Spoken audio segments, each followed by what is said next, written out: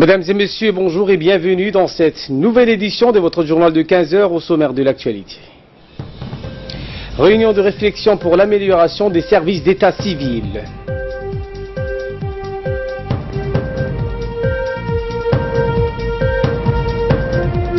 Et dans l'actualité internationale, une base militaire bombardée, le Pentagone nie toute implication, c'est en Syrie. C'était les sommaires, bienvenue à tous. Sous la présidence de son Excellence Mohamed Ali Hamad, président de l'Assemblée nationale, les parlementaires ont tenu aujourd'hui une séance de travail en présence du Premier ministre Abdelkader Kamel Mohamed et des ministres et les membres du gouvernement et l'ensemble des parlementaires. La séance de travail avait pour ordre du jour l'examen de 6 projets de loi admis en procédure d'urgence, à savoir un projet de loi numéro 1 de l'année 2018 de la 8e législature portant modification et complétant le code de commerce. Un deuxième projet de loi de l'année 2018 de la 8e législature portant modifiant et complétant la loi numéro 179 de l'année 2017 de la 7e législature portant rédévance de l'eau des pics. Un projet de loi numéro 3 de l'année 2018 de la 8e législature portant Code civil, un quatrième projet de l'année 2018 de la 8e législature portant Code procédure civile d'urgence et un 5e projet modifiant le Code général des impôts. Le 6e projet est un projet modifiant et complétant la loi numéro 177 de l'année 1991 de la 2e législature du 10 octobre 1991 portant organisation de la propriété foncière. Par ailleurs, cette séance plénière s'est déroulée dans une ambiance particulière après la réélection du nouveau président de l'Assemblée nationale, Mohamed Ali Hamad, à la présidence de l'Assemblée et la formation du nouveau bureau politique. Le ministre de l'énergie chargé des ressources naturelles, Younis Ali Guedi, a reçu hier après-midi l'ambassadeur de la République de l'Inde. Cette rencontre fait suite à la visite de la délégation conduite par le président de la République Ismaël Omar Guelleh en Inde lors de la conférence de l'Alliance solaire internationale qui s'est tenue dans la capitale indienne le 11 mars dernier. Le ministre et son hôte ont évoqué au cours de l'entretien les opportunités de développement des énergies renouvelables et notamment le solaire. Les parties ont également souligné l'importance d'une collaboration pratique basée sur des échanges mutuels et des renforcements des capacités dans les différents domaines de l'énergie. L'ambassadeur indien a par ailleurs souligné que son pays était en phase d'investir massivement dans 27 pays de par le monde dans les énergies renouvelables. Un atelier de formation sur la gestion des petits fonds au profit des responsables d'associations ou de coopératives pour une bonne microfinance s'est ouvert ce matin au Palais du Peuple. La rencontre de 2 jours initiée par la Caisse populaire d'épargne et de crédit, la CEPEC, vise à mieux outiller les responsables des ressources financières des différentes associations. La Commission nationale de la microfinance est chargée de vulgariser ces connaissances et faire profiter au plus grand nombre. Des discussions ont également lieu sur l'évolution du secteur de la microfinance. La microfinance sert à aider les ménages pauvres à bénéficier des petits crédits pour entreprendre des activités génératrices de revenus, puis à rembourser progressivement la petite dette contractée.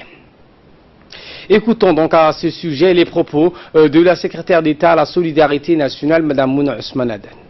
La loi sur la coopérative financière a été promulguée, des institutions de microfinance ont été mises en place, des CEPEC à Djibouti et dans les régions de l'intérieur, et la microfinance islamique.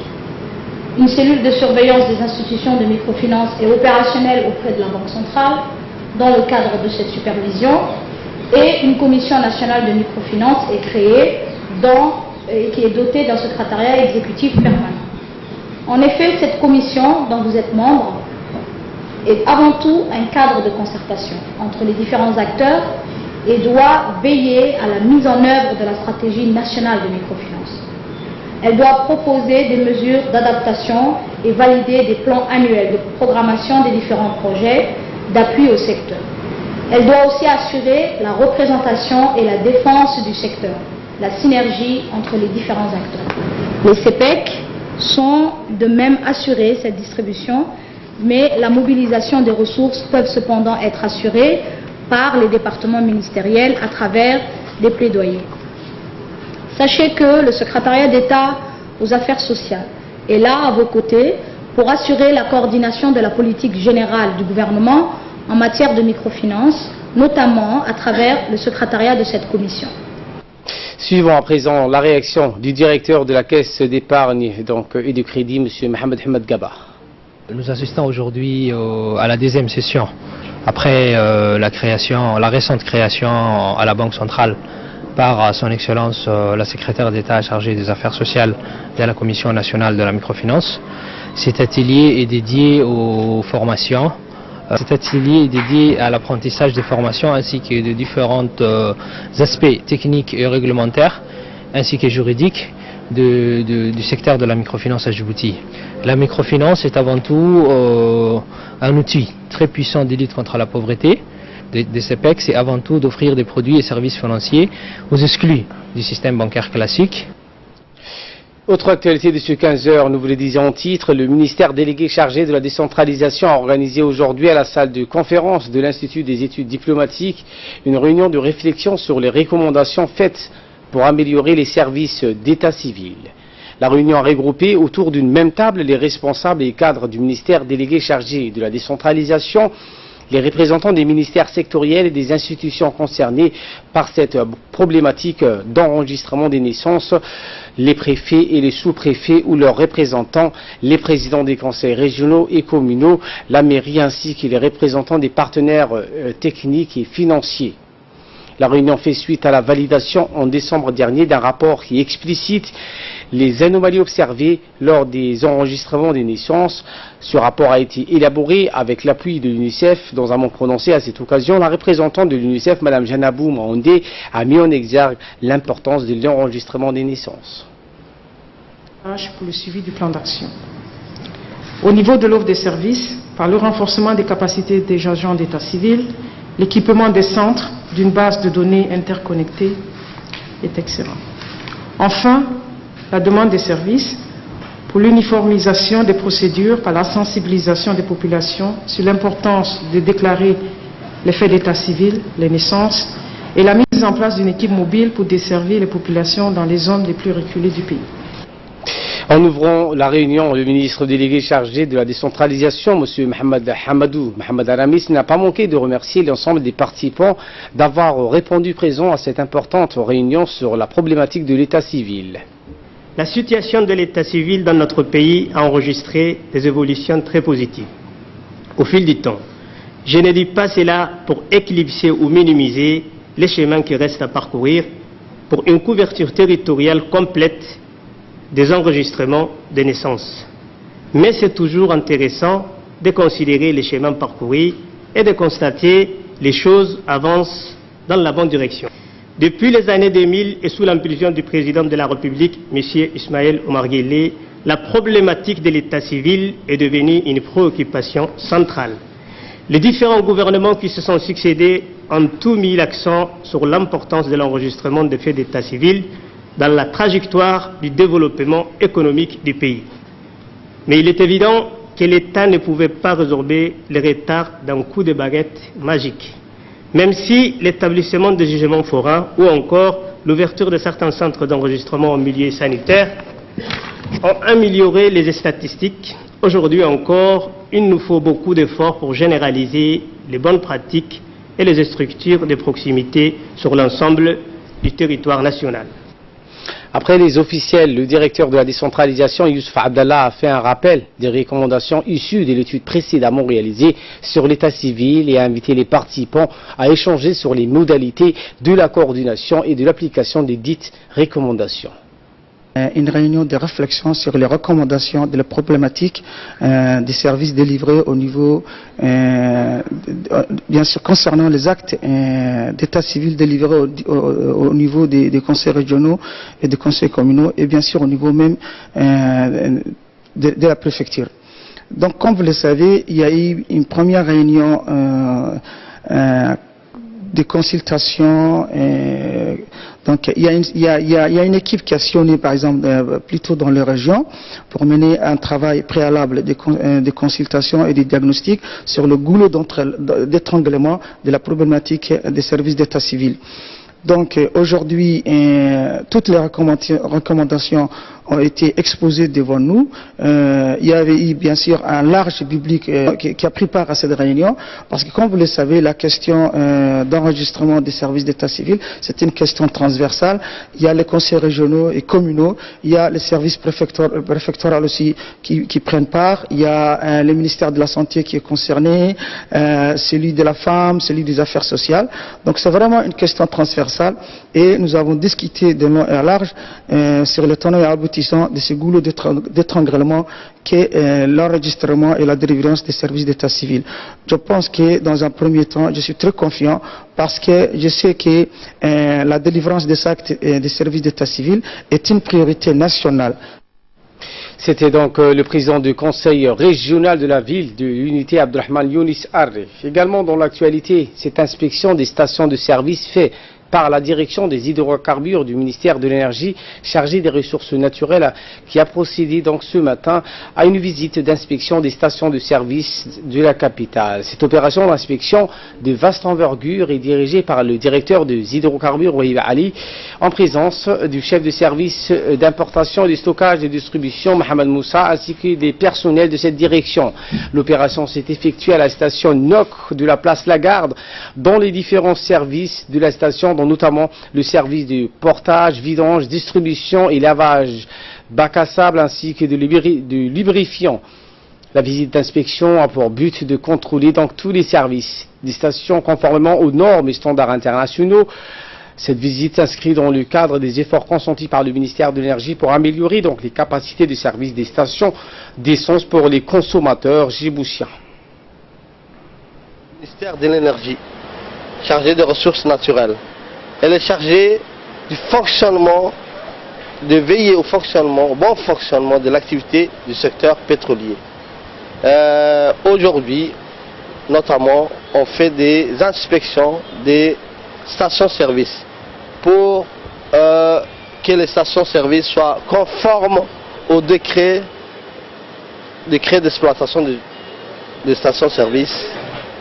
Là, mes agents vont faire des contrôles minutieux de chaque station à chaque jour pour mettre le doigt sur les parties toutes les parties de cette station-service, c'est-à-dire la distribution, le dépotage, le lavage, que tout fonctionne selon le décret des stations-service.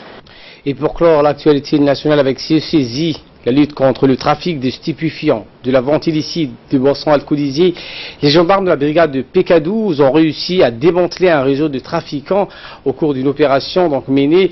Les gendarmes ont mis la main sur 5 individus qui écoulaient des stupéfiants et de l'alcool dans les différents endroits, donc notamment près du lycée industriel et commercial et collège. Au cours de cette même opération, les gendarmes ont saisi 3 tasses d'herbe de 900 grammes, 13 bouteilles de drégine, 75 sachets de whisky, 5 bouteilles de bière éthiopienne de marque George Beer, 25 canettes de bière Kronenbourg, 39 bouteilles en plastique à moitié remplies de boissons alcoolisées, 13 bouteilles de liqueur de whisky, ainsi que donc 100 000 francs qui représentent la recette de ces marchandises délictueuses. Les 5 personnes impliquées dans cette affaire seront prochainement déférées devant la justice pour répondre de leurs actes. Avant de passer à l'actualité internationale, c'est l'heure de l'appel à la prière à la As. Je vous retrouve dans quelques minutes. الله أكبر الله أكبر الله أكبر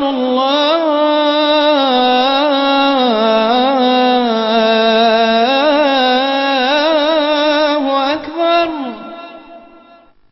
أشهد أن لا إله إلا الله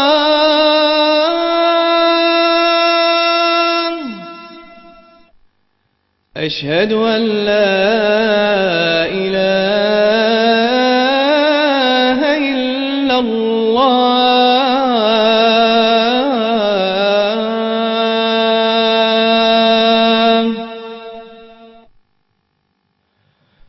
أشهد أن محمدا رسول الله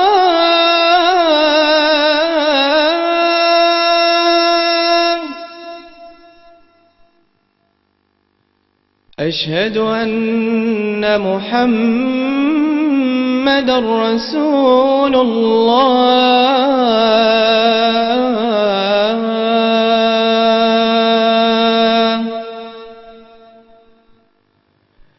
حي على الصلاة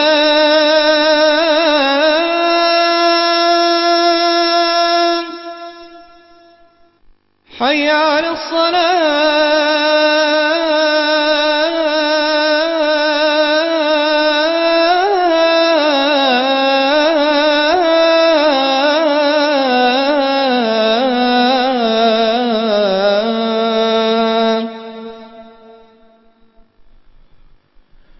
حي على الفلاح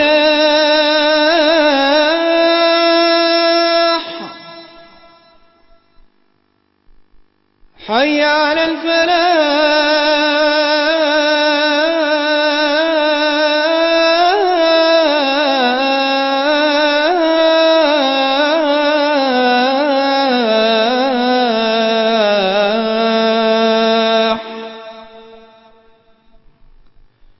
الله أكبر الله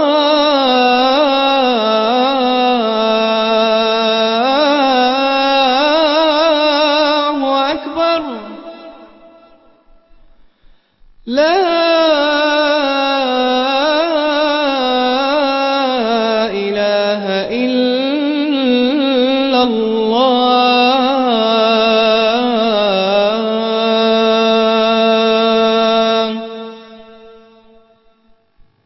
اللهم رب هذه الدعوة التامة والصلاة القائمة آت سيدنا محمدا الوسيلة والفضيلة وابعثه اللهم مقاما محمودا الذي وعدته إنك لا تخلف الميعاد. Et de là, nous passons aux nouvelles à travers le monde avec Faldous Hussein. Bonjour Faldous. En Syrie, donc, plusieurs missiles ont frappé tôt aujourd'hui, ce matin, une base aérienne de l'armée dans la région de Homs où sont concentrés des milices et des gardiens de la révolution iranienne. Il semble bien que ces frappes ont été menées par des avions israéliens. Eh bien, Ali, ces missiles ont frappé plus précisément l'aéroport de Taifour, situé dans la région de Homs. Les États-Unis affirment ne pas être impliqués. Ces frappes surviennent au lendemain d'une nouvelle attaque chimique dans la Ghouta qui a fait une centaine de morts, essentiellement des civils, des femmes, des enfants.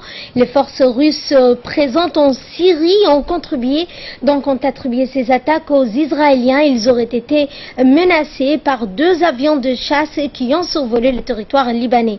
Le président américain et français ont promis d'apporter une réponse forte et commune à cette dernière attaque chimique du régime de Bachar el-Assad. Et ces accrochages en Centrafrique, au moins 2 morts et une cinquantaine de blessés. Tout à fait, donc des échanges de tirs nourris dans la nuit de dimanche ont éclaté à Bangui, dans les quartiers de la résidence présidentielle, entre le groupe armé et des casques bleus. Au moins 2 personnes ont été tuées, 56 blessés, dont des casques bleus dans les quartiers du PK5. La MINUSCA a arrêté plusieurs personnes appartenant au groupe armé du chef du groupe d'autodéfense et a saisi de la drogue ou des munitions après la prise de contrôle des bases de ces groupes. Ces opérations interviennent après un regain de violence depuis plusieurs mois dans le PK5, le quartier musulman, mais aussi qui est le cœur économique de la capitale centrafricaine, alors que Bangui a été relativement épargné par les violences de divers groupes armés dans le pays. Intelligence artificielle cette fois, suite au vol de données informatiques et leur utilisation pour des manipulations électorales, notamment par la société Cambridge Analytica, Facebook a commencé à prévenir les utilisateurs impactés. Eh bien, le réseau social doit prévenir aujourd'hui 87 millions d'utilisateurs impactés par le scandale. Donc, une notification doit apparaître en haut de leur fil d'actualité. La semaine s'annonce donc particulièrement chargé pour le réseau social et son fondateur Mark Zuckerberg qui devra répondre aux questions du membre du Congrès lors de 2 auditions mardi et mercredi. Il devrait donc donner plus de détails sur les failles qui ont permis à Cambridge Analytica de récupérer les données de 87 millions d'utilisateurs, mais aussi revenir sur l'action de la Russie durant la campagne présidentielle américaine de 2016. Plusieurs organes de propagande, dont certains seraient rattachés à la Russie, en sont affectés et accusés donc d'avoir acheté et diffusé des publicités mensongères aux électeurs américains avant l'élection de Donald Trump. En Hongrie, pour terminer, comme prévu, le parti de Viktor Orban a remporté une large victoire aux législatives. Eh bien, Viktor Orban a remporté hier dimanche un 3e mandat d'affilée à la tête du gouvernement hongrois, après la large victoire aux élections législatives de son parti conservateur. Viktor Orban, qui avait donc déjà dirigé le gouvernement entre 1998 et 2002, puis depuis 2010, et qui tenant donc en Europe une ligne dure envers l'immigration, remporte un 3e mandat au terme d'une campagne où il s'est posé en garant des valeurs chrétiennes de son pays face à l'afflux de migrants musulmans. Au cours de sa campagne, les dirigeants n'a cessé d'agiter le spectre d'une possible défaite de son parti, synonyme selon lui de chaos de l'immigration. Le résultat officiel complet ne sera connu qu'en cours de semaine après le décompte de centaines de milliers de suffrages d'électeurs issus de la diaspora ainsi que des expatriés. Merci Fardouz pour ces éclairages, merci à vous de nous avoir suivis et c'est l'essentiel de l'actualité de ce 15 h.